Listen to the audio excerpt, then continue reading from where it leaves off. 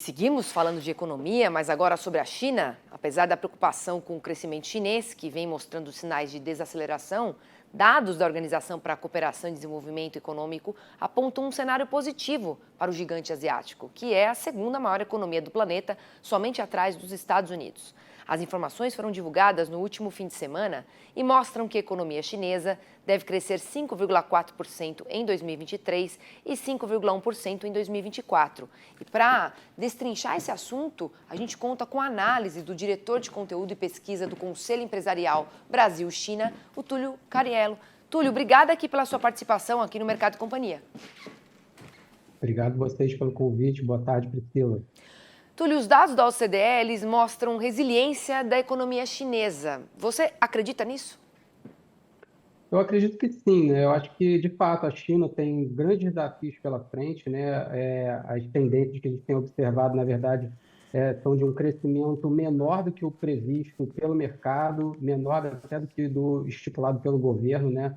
É um crescimento que não deve, chegar a 5% até o final do ano, por conta de vários fatores, assim, que, de fato, têm sido desafiadores para a China, né? Eu considero, por exemplo, a questão do setor imobiliário, que está em crise, né, que começou lá atrás com a questão da Evergrande, tem também essa retomada mais lenta do crescimento por conta do consumo também, que está muito aquém do esperado, né, depois da reabertura da China, após aquela medida de Covid zero, que de uma certa forma fechou o país para o mundo também, teve efeitos, né, sobre o consumo das famílias. O desemprego entre os jovens é outro fator também que é um ponto de preocupação para o governo chinês, que inclusive está agora, né, como a gente sabe, com uma terceira gestão do Xi Jinping, mas ao mesmo tempo a liderança, né, a cúpula da liderança do Partido Comunista e do governo, consequentemente, mudou também. Então é um novo governo de uma certa forma, sempre que há troca de governo, novas expectativas aparecem, e também tem a questão da queda no comércio exterior, né? Mas eu acho que é importante colocar que, de fato, a China tem certa resiliência, porque o governo está buscando oferecer estímulos, né, pacotes de estímulo e também forma de manejar essa crise para evitar que realmente haja algum problema mais sério no futuro, né? E considerando dois cenários, Túlio, um positivo e um negativo, quais são os impactos para a economia global?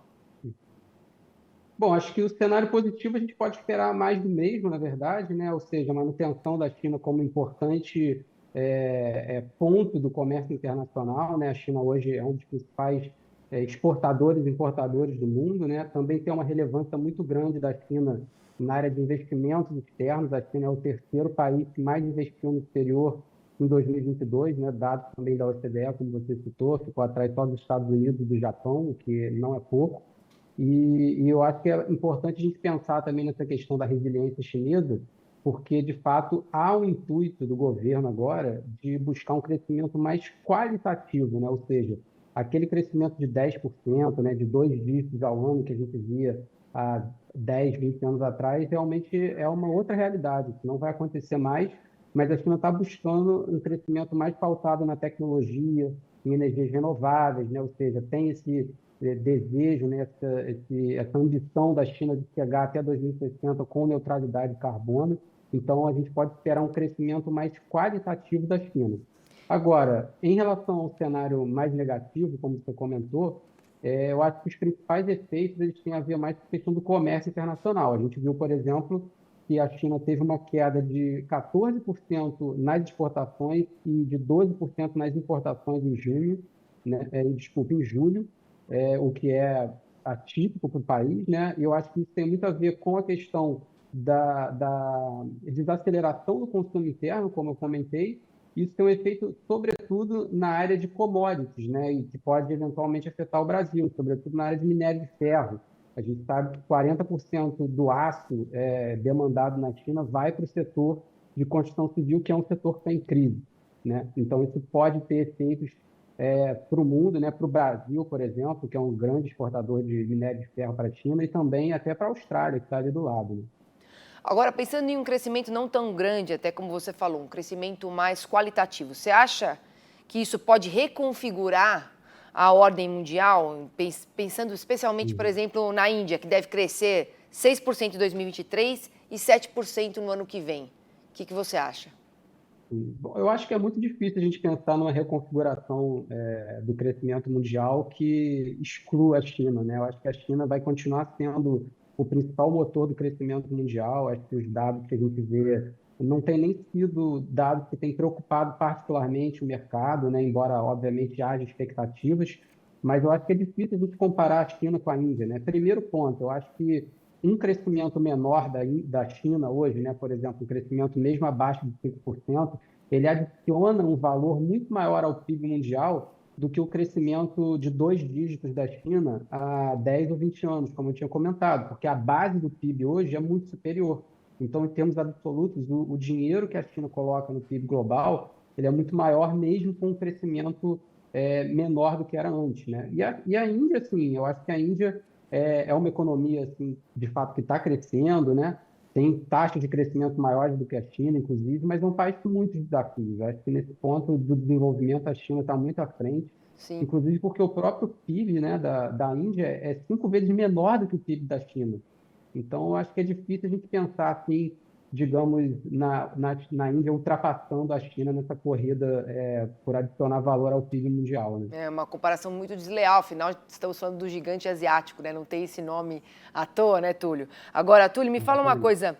Um levantamento divulgado recentemente pelo Conselho Empresarial Brasil-China aponta um aumento nos projetos chineses aqui no Brasil em 2022, mas no ranking dos destinos que mais receberam investimentos da China no mundo, o nosso país ficou apenas em 9º lugar. O que esses dados sinalizam para a gente?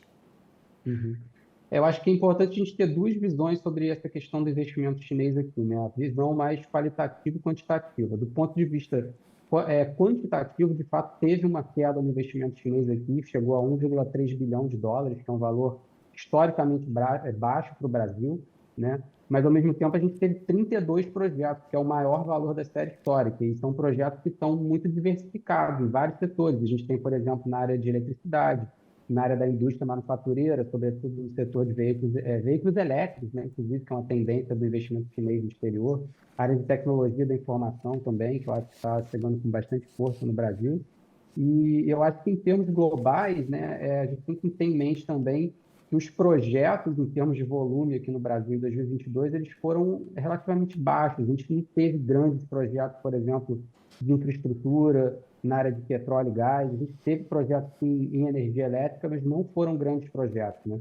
Então, acho que isso tem muito mais a ver com a natureza dos projetos do que necessariamente com o desinteresse da China. Então, se a gente compara com outros países, né, a Arábia Saudita, por exemplo, em 2020, foi o país que mais recebeu investimentos chineses por conta da natureza dos projetos que foram direcionados para lá, que eram muito mais intensivos em capital. Mas eu acho que o Brasil continua sendo um destino muito importante para a China, em termos de investimentos externos, inclusive em termos de estoque, né? O Brasil é o quarto maior destino dos investimentos chineses no exterior, ele fica atrás só dos Estados Unidos, da Austrália e do Reino Unido, né? Ou seja, é o único país em desenvolvimento, pelo menos nos top 5, se a gente for considerar que a Suíça é o quinto lugar, né? Túlio, olha, quero agradecer muito todos esses recortes que você fez da economia global, trazendo a China aí estabelecida bem no mercado e as suas análises. Aproveito para te desejar aí uma excelente tarde e te convido aí para uma próxima conversa para a gente continuar acompanhando. Maravilha, Priscila. A gente fica aí no aguardo, então, de uma nova conversa. Um grande abraço. Abraço.